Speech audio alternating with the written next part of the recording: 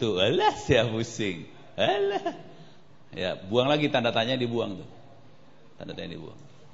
Coba dicek di internet ada nggak tuh? Situs-situ ada nggak? Ya, coba di copy pastein. Blok dulu, ya, copy paste. Coba masuk lagi ke, ya betul.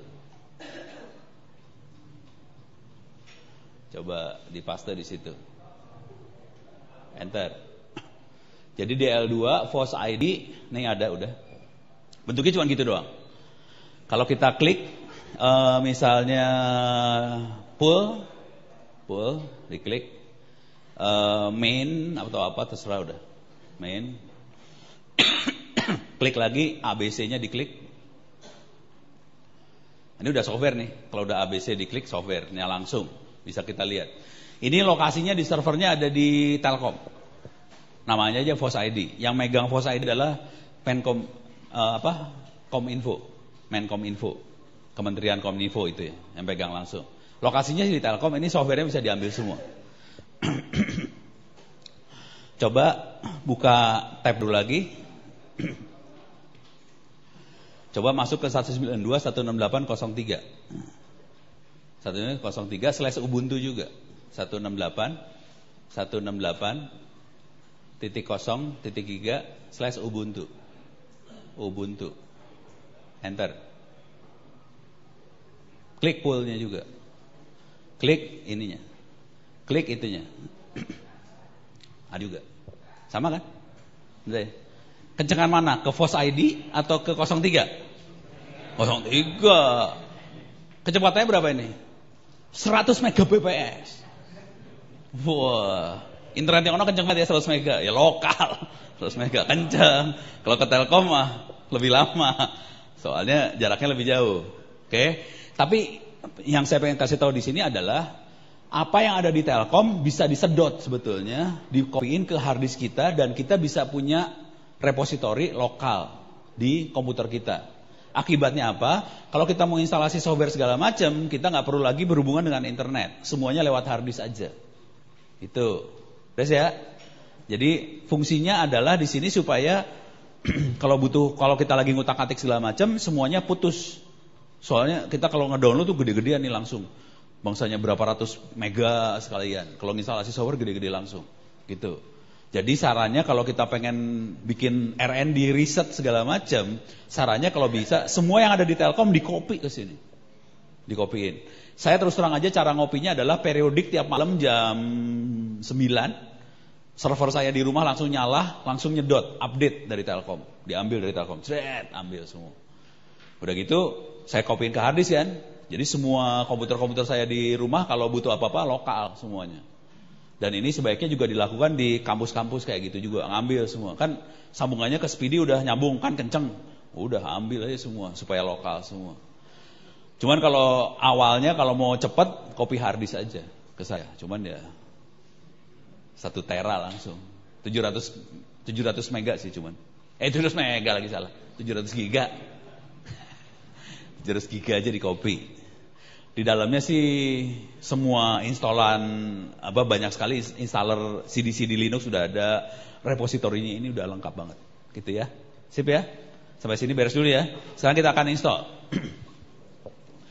Cara install software, tadi balik lagi ke instalasi Asterix, kiri lagi, stop. Oke. Jadi cara instalasi software di server, caranya pakai teks kayak gini ya. Logikanya dulu sebelum mulai instalasi, kita harus ngasih tahu server bahwa saya punya sambungan ke repositori. Dan laptop saya yang ini harus kasih tahu bahwa saya punya sambungan ke repositori, dan laptop ini harus dikasih tahu isi daftar software yang ada di repositori apa aja.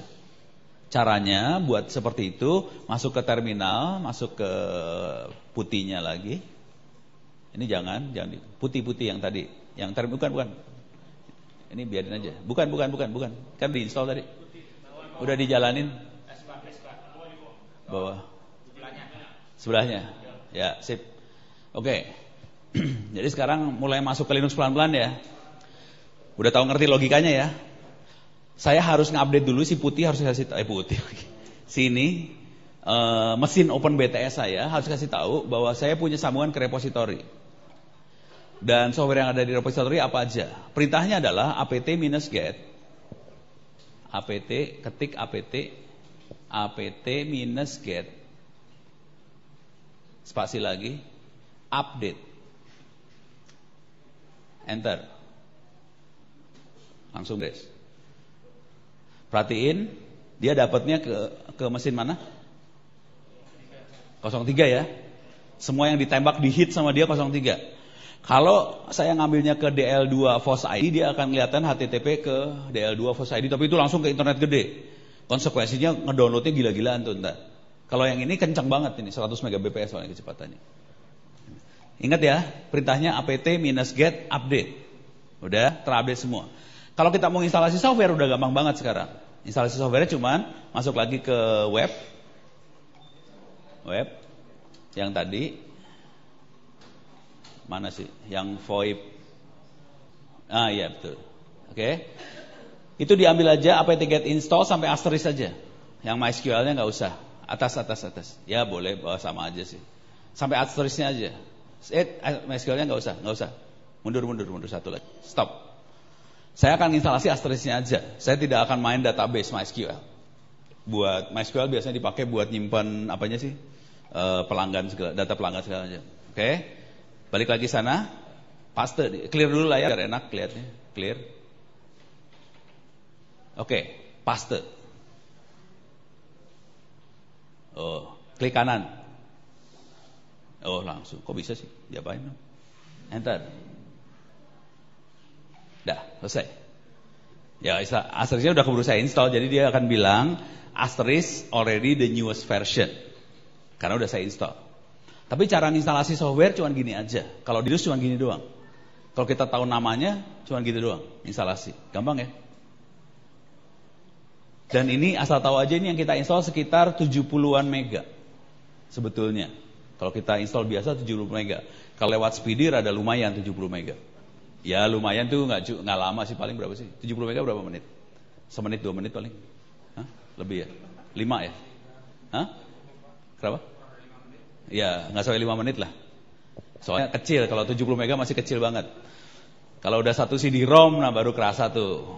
1 CD-ROM paling sejam paling sejam ya kayak 1 CD-ROM. Gitu ya, beres ya, sip ya.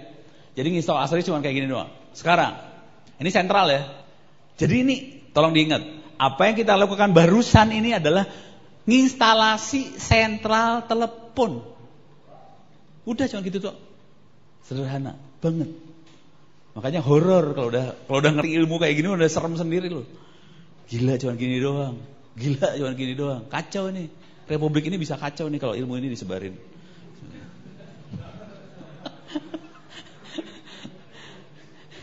Gitu ya. Sebetulnya saya kemarin nego sih sama menteri. Bukan Tifato sih. Sama sebelum Pak Anu siapa sih namanya?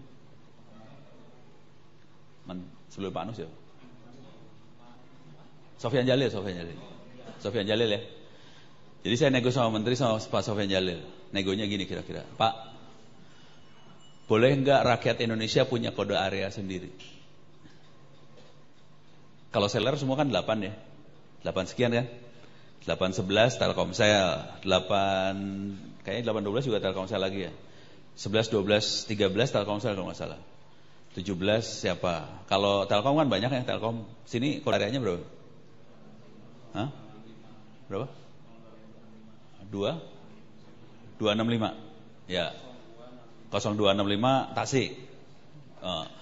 Saya negonya, boleh nggak rakyat punya kode area sendiri? Pusing dia langsung. Soalnya kita bisa punya kode area sendiri sebenarnya. Bisa sampai level itu gitu. Terus terang aja ilmu ini saya ajarin di Thailand. Saya ngajarnya buat Telkom Thailand, Telkom Kamboja, Telkom Laos, Telkom Myanmar, Telkom Vietnam. Telkomnya langsung. Diajarin kayak ginian langsung. Dan mereka langsung ngerti. Dan mereka bisa punya kode negara. Kalau Thailand kan plus 66 ya, Indonesia kan 62 ya. Thailand 66, langsung bikin kode areanya sendiri, langsung bisa nelpon-nelponan lagi. Telkom tak ajarin langsung di situ. Karena memang mereka kan bodoh-bodoh ya. Jadi kita belum ajarin. Kurang ajar kalimatnya, emang bajingan banget lah. Pokoknya kalau bangsa lain mah kalah lah, bangsa Indonesia top. Beres ya? Sip, udah ngerti cara instalasi. Sekarang yang masalah. Logika berpikir. Nanti kalau kita lihat, coba masuk lagi ke terminal. Oke. File konfigurasi Linux ada di folder apa? etc ya. Kalau asterisk kira-kira ada di folder apa?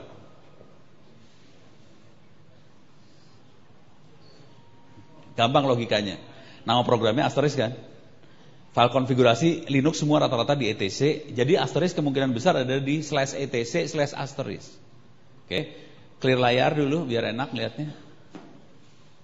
CD spasi slash etc slash nyambung asterisk AS